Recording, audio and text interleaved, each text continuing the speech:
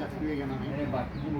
आजच्या कार्यक्रमाची सत्कार मूर्ती आणि माझा दिवस सुरू ज्यांच्यापासून होतो, ज्यांच्या साथीनं होतो, अशी माझी सर्व सहकारी बंधू आणि भगिनी. आज बागी सरांचा वाढदिवस आहे. आता सरांच्यापासून मला काय मिळालं हे मी थोडक्यात सांगतो. बऱ्याच गोष्टी मिळाल्या पण थोडक्यात सांगतो. मी खरं तर इथं विद्यापीठामध्ये चालण्यासाठी नेहमीच येत होतो. सुरुवातीला माझ्याबरोबर मला वाटतं तेली गुरुजी, व्यंकटेश पाटील सर, बरेच लोक होते. दुसरे आता यामध्ये ग्रुपमध्ये नाही आहेत ते. पण मी इथं तसा वेळाला जॉईन झालो. पण या ठिकाणी जॉईन झाल्यानंतर मला चालण्यापेक्षा वेगळ्या प्रकारचे फायदे मिळाले. विशेषतः माझा एक मोठा प्रॉब्लेम होता. माझा जो उजवा खांदा आहे, हा खांदा आणि हात मला वरती जाणं दुखायला. त्यासाठी मी बरीचशी ट्रीटमेंट केली. अगदी त्याचे श्वास घेणे, त्यानंतर थेरपी घेतली मी, पण मला काही फरक पडला नाही. पण इथे आल्यानंतर हळूहळू माझा हा जो व्यायाम होत गेला. आज मी अगदी सहजपणे माझा हात कशा प्रकारे हलवू शकतो. आणि मला झोपण्याची एक सवय अशी होती की मी सर्वसाधारण पाठ टेकून लोक जास्तीत जास्त झोपतात, ती चांगली पद्धत म्हणतात. आता मला नेमकं प्रत्येकाची स्टाईल वेळ आहे. मला सर्वसाधारण ते पाठ टेकून मी झोपत नाही. एक उजव्या कुशीवर किंवा डाव्या खांद्यावर, आणि त्यामुळे जास्तीत जास्त मी काय उजव्या खांद्यावर झोपत असल्यामुळे मला तो त्रास व्हायचा. पण हा त्रास व्यायामामुळे माझा पूर्णपणे थांबला.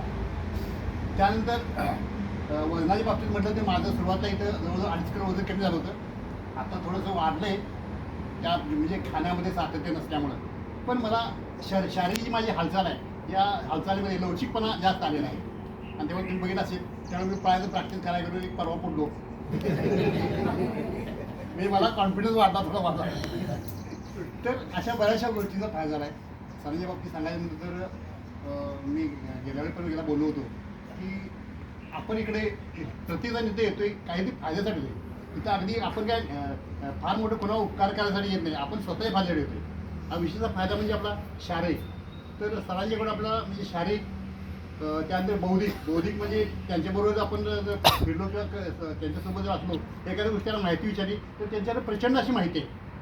कुठल्याही गोष्टी ते सहज करते, अगदी ओघवत्या भाषेमध्ये, आणि आपल्या समोरच्या माणसाला समजेल अशा भाषेमध्ये सांगतात.